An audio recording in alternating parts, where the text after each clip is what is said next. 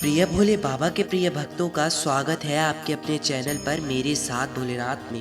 प्रिय भक्तों, आज की जो वीडियो है कुछ लोग उसे अविश्वसनीय मानते हैं, परंतु क्या यह सत्य है ये आज आप पूरी जानकारी प्राप्त कर पाएंगे और वीडियो के अंत की बात से आप सहमत भी होंगे। आप में से कितने लोग सहमत होते हैं ये वीडियो की देखने के बाद ही पता चलेगा, तो अंत तक वीडियो जरूर देखिएगा और कमेंट में हर हर महादेव जरूर लिखिएगा अगर बात समझ आएगी। मित्रों, जो दिव्य शक्तियाँ होती हैं उनमें विभिन्न तरह की शक्तियाँ हमारे शरीर में प्रवेश करती है, सवारी के रूप में हमारे शरीर पर आती है। तो ऐसे बहुत से लोगों का प्रश्न होता है कि माता काली हमारे शरीर पर आती है, माँ दुर्गा हमारे शरीर पर आ सकती है, क्या इसी प्रकार बाबा भोलेनाथ भी हमारे शरीर पर आते हैं? तो सबसे पहले मैं आपको बता दूं कि भोलेनाथ कभी भी किसी के शरीर में स्वयं नहीं आते, वह भोलेनाथ के दूत आते हैं। भोलेनाथ कभी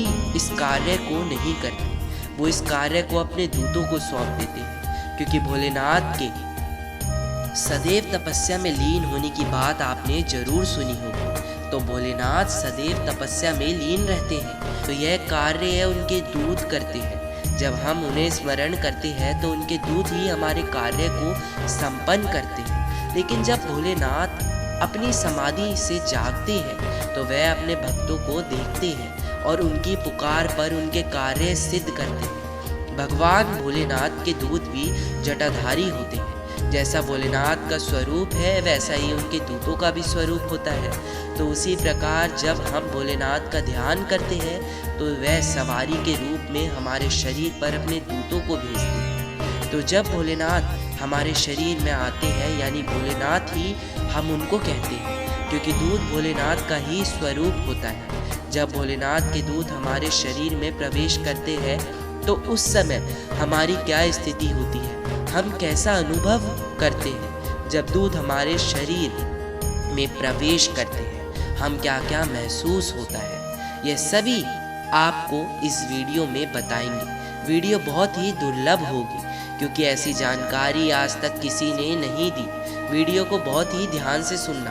देखिए, पहली बात तो हर किसी को भोलेनाथ के दूत प्राप्त नहीं होते, यह बहुत दुर्लभ होते हैं। किसी किसी व्यक्ति को भगवान शिव के दूत प्राप्त होते हैं। बाबा भोलेनाथ की सेवा से आपको माँ दुर्गा, माँ काली की शक्तियाँ भी मिल जाती हैं। बाबा भोलेनाथ बहुत जल्दी तो प्रसन्न होते हैं, लेकिन उनके दूत प्राप्त करने में हमें थोड़ा समय लगता है। और बाबा भोलेनाथ की शक्ति सबसे बड़ी शक्ति होती है, सैकड़ों ब्रह्मांड जिसमें समा जाए ऐसी शक्ति होती है। भोलेनाथ की प्रचंड शक्ति भोलेनाथ की है, क्योंकि इस सृष्टि का आधार भोलेनाथ है।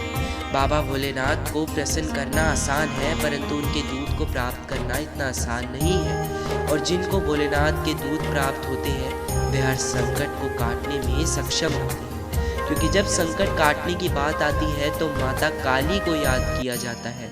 लेकिन ऐसे भी संकट होते हैं जिसको काटने के लिए महाकाल की शक्ति को बुलाया जाता है। और अंतिम विकल्प में ही भोले बाबा यानी कि हमारे प्रिय भोलेनाथ की शक्ति को बुलाया जाता है, क्योंकि इनकी शक्ति अति प्रचंड है। और जिस संकट को बाबा भोलेनाथ ने काटा उस संकट का तो अस्तित्व भी नष्ट हो जाता है। जब भोलेनाथ के दूत आपके शरीर में प्रवेश कर रहे होते हैं तो आपका ध्यान में बर्फ दिखाई देता है। चारों तरफ आपको बर्फ ही बर्फ दिखाई देती है, आपको बर्फ से ढके हुए पहाड़ दिखाई देते हैं।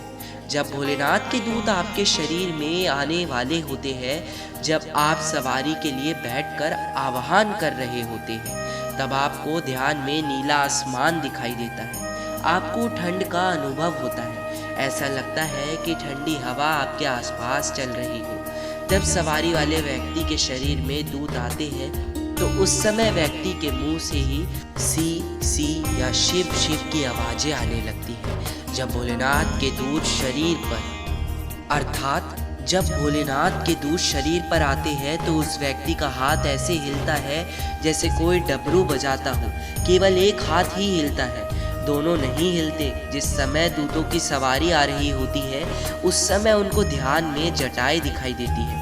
उसके बाद जब दूत आ रहे होते हैं आपको भस्म लगा हुआ शरीर दिखाई देता है। आपको ध्यान में रुद्राक्ष धारण के लिए हाथ पैर दिखाई देते हैं, जो स्वयं बाबा भोलेनाथ ही होते हैं। जब बाबा भोलेनाथ के दूत आपके शरीर में प्रवेश करते हैं तो आपको डमरू की आवाज़ सुनाई देती है। बाबा भोलेनाथ के दूत की कई बातें कोई भी व्यक्ति उस बात को काट नहीं सकता। बाबा भोलेनाथ की शक्ति हमेशा नियंत्रित रूप में ही आती है। जिन व्यक्तियों पर दूतों की सवारी आती है उनके बालों में जटाएं बनने लगती हैं। जब दूत शरीर में प्रवेश करते हैं तो हमें भगवान शिव के नाम का जय जयकार जरूर लगाना चाहिए, यह अति आवश्यक हो जाता है। और यही संकेत होता है कि जब दूत आपके शरीर में स्वयं प्रवेश करते हैं तो आप स्वयं ही जयकार जोर जोर से लगाते हैं। इसी जानकारी के साथ आप लोग कमेंट में ज़रूर बताइए यदि आपने ऐसा होते हुए देखा है तो आप अति भाग्यशाली और सौभाग्यशाली व्यक्ति हैं। और अब आप इन सब बातों से अवगत भी हो चुके होंगे, तो आपसे ज़्यादा जानकारी अब किसी और को नहीं। आप भी ये जानकारी बांटिए ये वीडियो के माध्यम से और अवगत कराइए ऐसे लोगों को जो इन सब बातों से अपरिचित है। और कमेंट में हर हर महादेव जरूर लिखिए, जिससे हमें पता चलेगा आप कितनी भावना रखते हैं अपने प्रिय भोले बाबा पर। तो मिलते हैं आपसे नई वीडियो के द्वारा, तब तक के लिए हर हर महादेव।